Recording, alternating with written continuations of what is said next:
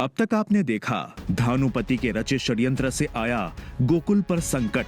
रूसी प्रयाग नामक स्थान पर एक महाकुंड है। यदि उस महाकुंड से पवित्र जल लाकर शिवलिंग पर अर्पित किया जाए तो ये श्राप हट सकता है, किंतु ये कार्य कल सूर्योदय से पूर्व संपन्न होना चाहिए। ठीक है मुनिवर। और दूसरी तरफ कान्हा ने किया अंत महाबली महायोद्धा केशी का और कहलाए केशव। अति उत्तम नाम है ये देवर्षि। नाम आपका भी हो सकता था यदि आप केशी से युद्ध करके उसे पराजित करके उसका वध करते तब। हुए इंद्रदेव रुष्ट और सूरज के 7वें अश्व को छोड़ाए गोकुल, परंतु मचा देवताओं में हाहाकार और फंसे अपने ही चाल में इंद्रदेव। नहीं नहीं, मैं सूर्यदेव के शाप को सहन नहीं कर पाऊंगा। मुझे ही पृथ्वीलोक जाकर उस अश्व को वापस लाना होगा। आज देखिए इंद्रदेव और कान्हा का हुआ आमना सामना। और उधर नंदराज क्या पहुंच पाएंगे गोकुल सूर्योदय से पूर्व? हे नारायण, आर्य को उचित समय पर पवित्र जल लेकर भेज दीजिए। क्या होगा अब? आइए देखिए आगे। आइए देवराज, मैं आपकी ही प्रतीक्षा कर रहा था। प्रतीक्षा कर रहे थे या मेरा परिहास करने की राह ताक रहे थे? बहुत हुआ तुम्हारा हंसी ठट्ठा। अब मेरे पास तुम्हारी बाल क्रीड़ाओं के लिए बिल्कुल भी समय नहीं।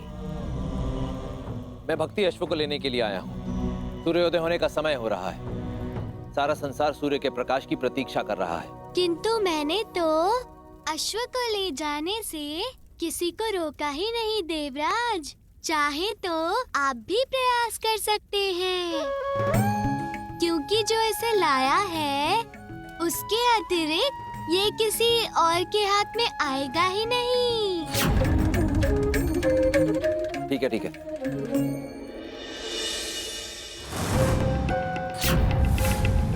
तो देवराज आप हैं जो भक्ति अश्व को यहाँ छोड़ कर गए। मेरे पास तुम्हारे अनर्गल प्रश्नों का उत्तर देने का समय नहीं है।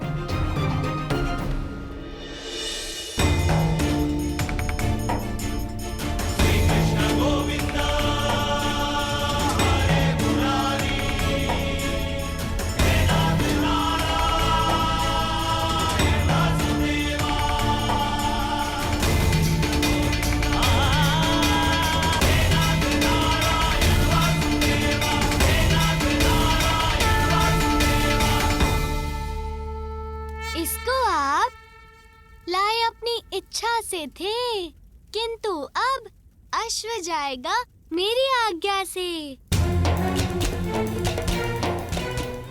जिसे झुकाने आया था अब उसके समक्ष झुकने के अतिरिक्त और कोई मार्ग शेष नहीं। समझने का प्रयत्न करो ना केशव। भक्ति अश्व को ले जाने में ही संसार की भलाई है। जब आप इतनी विनती कर रहे हैं तो ठीक है, ले जाइए अश्व को, किंतु मेरी एक शर्त है। क्या? वो ये कि यदि अश्व ले जाना है तो आपको मुझे माखन का भोग खिलाना होगा। बस अभी लो, ये लो। परंतु आपने शर्त पूरी सुनी ही नहीं। माखन आपको स्वयं तैयार करना होगा। पीछे दूध की मटकी रखी है, उसके समस्त दूध का माखन निकालना होगा। आप तो देवराज हैं, दूध से माखन निकालना तो आपको आता ही होगा, है ना?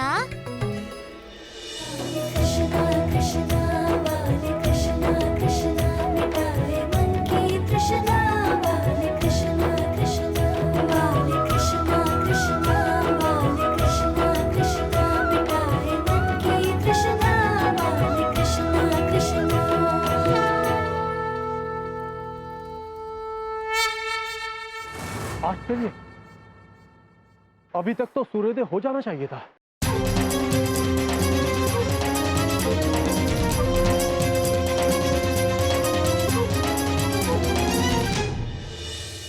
हे नारायण, आर्य को उचित समय पर पवित्र जल लेकर भेज दीजिए।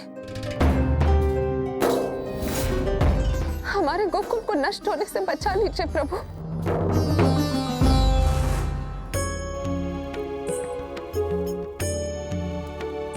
लीजिए।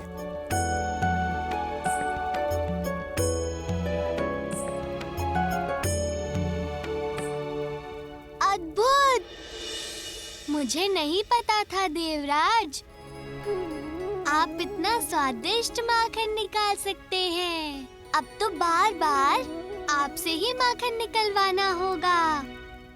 क्या आप मुझे भक्ति अश्व को ले जाने की अनुमति है? ले जाइएगा देवराज, इतनी शीघ्रता क्या है? मैंने कहा था मटकी के पूरे दूध का माखन निकालना है। दूध अभी शेष है देवराज। निकालिए निकालिए और माखन निकालिए। कितना दूध है इस मटकी में? मैं कब से माखन निकाले जा रहा हूँ, पर दूध समाप्त ही नहीं होता। वो तो आप मटकी से पूछिए। बहुत चतुर। मैंने अपने जीवन काल में सूर्योदय में इतना विलंब कभी नहीं देखा।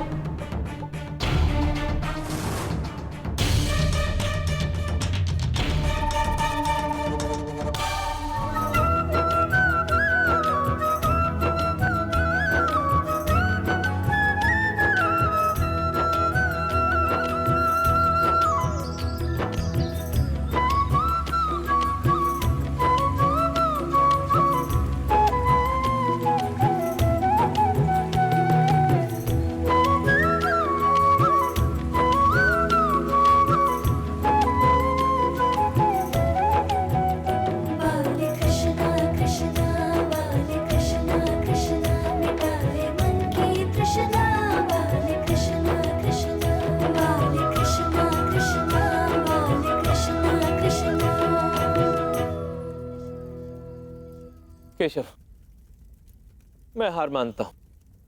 मैं मानता हूं कि मुझसे त्रुटि हुई, बहुत बड़ी भूल हुई। मुझे जो भी दंड देना हो दे दो, परंतु संसार की भलाई के लिए मुझे भक्ति अश्व को अपने साथ ले जाने की अनुमति दे दो। मैं आपको अश्व तभी लौटाऊंगा जब आप स्वयं मुझे देवलोक का राजा बना देंगे। देवलोक का राजा बना देंगे।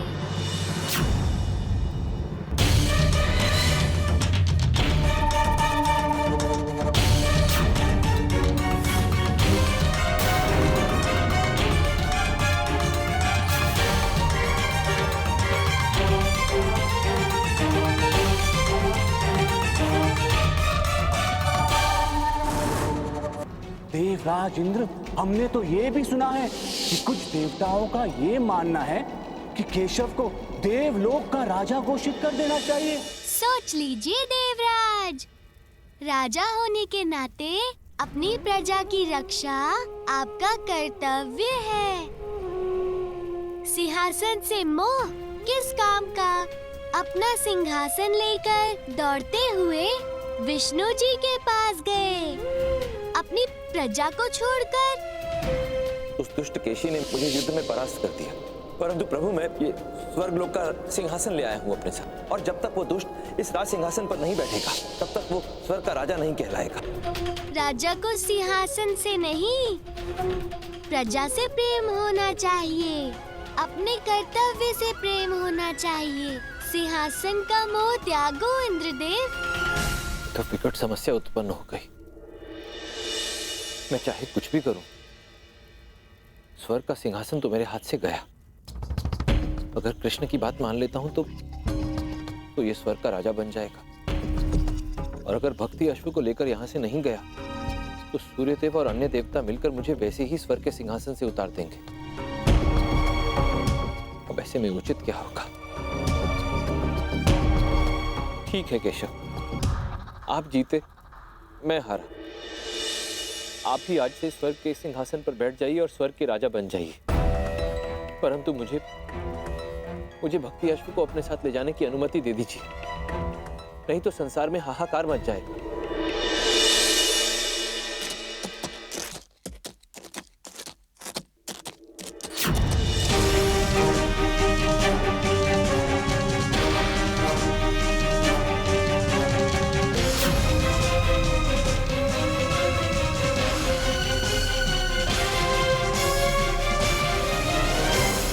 मैं सिंहासन का क्या करूंगा?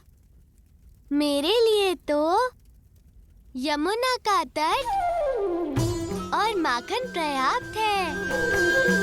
बड़ी बात ये है कि आपको समझ में आ गया कि राजा का कर्तव्य क्या है। हर हर महादेव, गोकुल का श्राप हरो महादेव।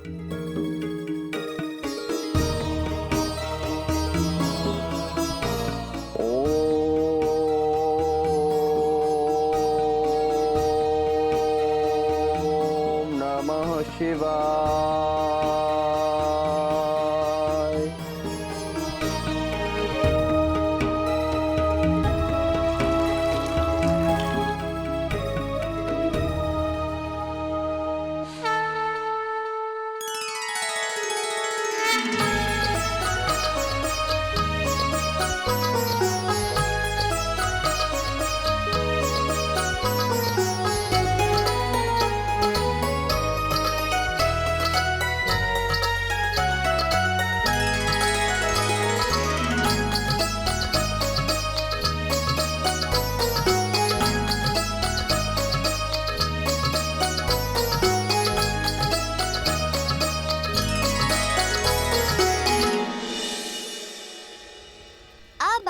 भक्ति अश्व को ले जा सकते हैं देवराज।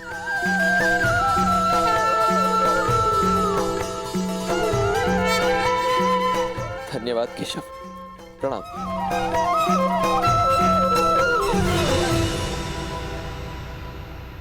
नंदराज की जय, नंदराज की जय, नंदराज की जय, नंदराज की, नंदराज की जय।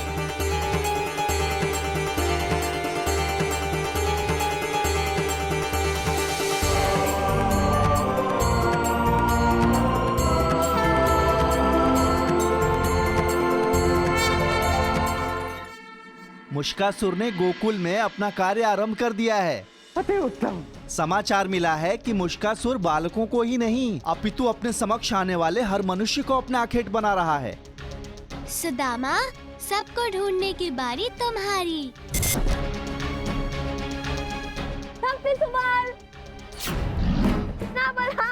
शीघ्र ही आओ।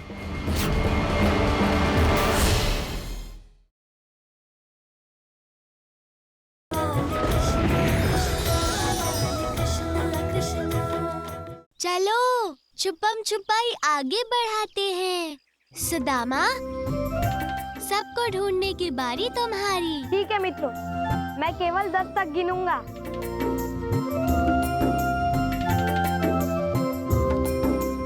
1, 2, 3, 4, 5, 6, 7। क्या दाऊ गिर गए? चुपचाप रहो, चलो छिप जाते हैं। 9, 10, मैं आ रहा हूँ मित्र।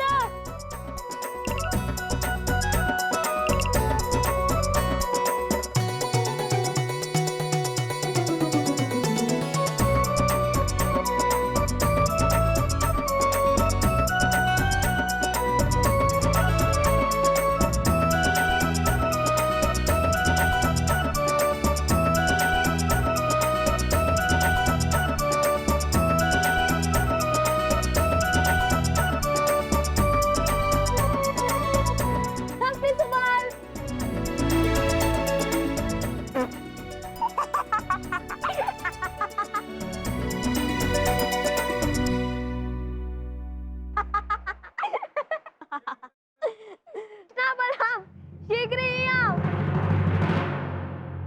ये तप्पी नहीं है, कुछ दिखाना है तुम्हें। खेल छोड़कर सुदामा हमें क्या दिखाना चाहता है, जाकर देखना पड़ेगा।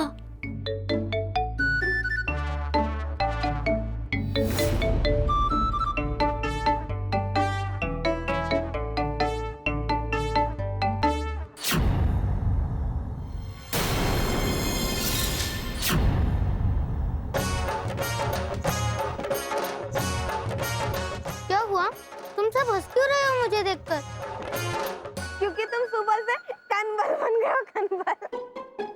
इतने बड़े कान, ये कैसे हो गया?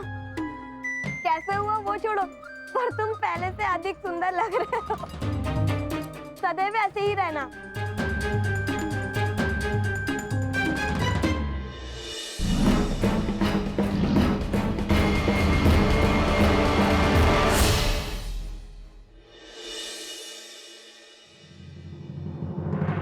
कैसे हो धनुपति महाराज?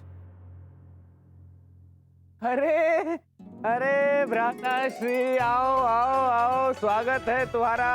आओ आओ आओ। आश्चर्य, इतने दिनों के पश्चात गोकुल लौटे हो। अरे सुमन भाभी श्री, प्रणाम। हो, बच्चे भी लाए हो। क्या नाम है इनके? ये बड़ा वाला सुधान। सुधान। और वो छोटा वाला सुजान। सुजान, आहा, बड़े मनमोहक नाम है। अति उत्तम, अति उत्तम। पुत्रों, आओ अपने ताऊश्री से गले मिल लो। आओ आओ आओ।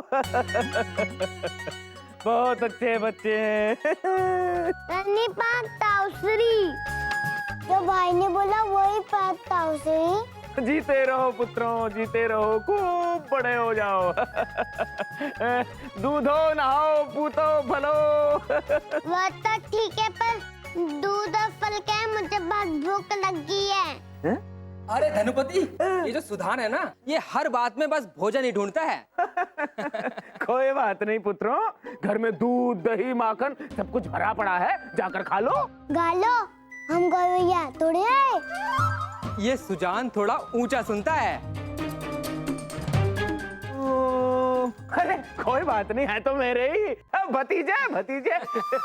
आप सब लोग लंबी यात्रा करके आए हैं, जाकर विश्राम कीजिए हैं, और बच्चों को भी लेके जाइए। भाभीश्री, जाइए आप। चलो चलो बालकों, भीतर चलते हैं। चलो। जाओ बाबा, जाओ। चलो चलो। अति मनमोहक बच्चे हैं। ओ भ्राताश्री, आइए। स्वामी स्वामी स्वामी स्वामी, मैं। बोलो सेवक, क्या हुआ? स्वामी, वो एकांत में। अरे नहीं, ये मेरे भ्राताश्री हैं, आप जो कुछ कहना कहिए। शुभ समाचार है स्वामी, आपकी योजना सफल हो रही है। मुश्कासुर ने गोकुल में अपना कार्य आरंभ कर दिया है। अति उत्तम। समाचार मिला है कि मुश्कासुर बालकों को ही नहीं, अपितु अपने समक्ष आने वाले हर मनुष्य को अपना आखेट बना रहा है। और तो और किसी को इस बात का आभास तक नहीं है उसके आघात को सहकर उसके साथ क्या होने वाला है। ये तो बड़ा शुभ समाचार है। अब तुम जा सकते हो सेवक, जाओ। यही मूषकासुर गोकुल वासियों को काट रहा है। केशी के भाई मूषी का पुत्र है। वो मुझसे यहाँ प्रतिशोध लेने आया है। शीघ्र ही समस्त गोकुलवासी मूषक के रूप में परिवर्तित हो जाएंगे।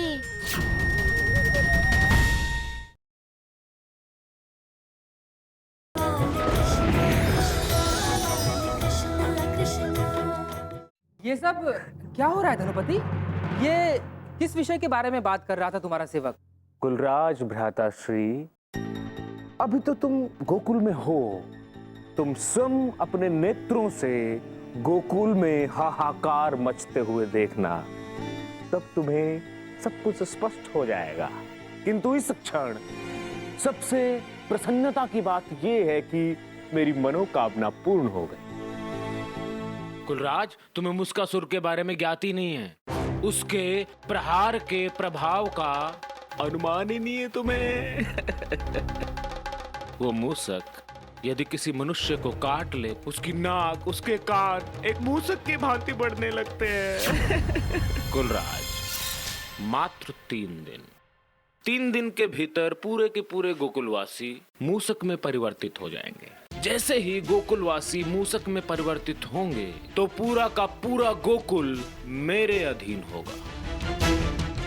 और उसके पश्चात मुझे गोकुल का ग्राम प्रमुख बनने से कोई नहीं रोक पाएगा। लीजिए स्वामी, मैं आपके लिए छाछ लेकर आया हूँ।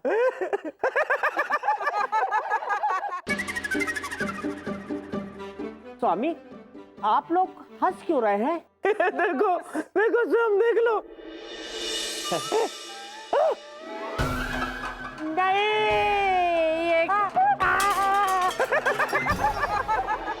कान्हा, मुझे तो कुछ समझ नहीं आ रहा कि गोकुल में हो क्या रहा है। गोकुलवासी के कान और नाक विचित्र रूप से बड़े हो गए हैं। सबके सब मूषक के समान लग रहे हैं। ये तो होना ही था दाऊ। मूषकासुर ने उन्हें काटा जो है। मूषकासुर? अब ये कौन है? ये एक मूषक रूपी असुर है दाऊ।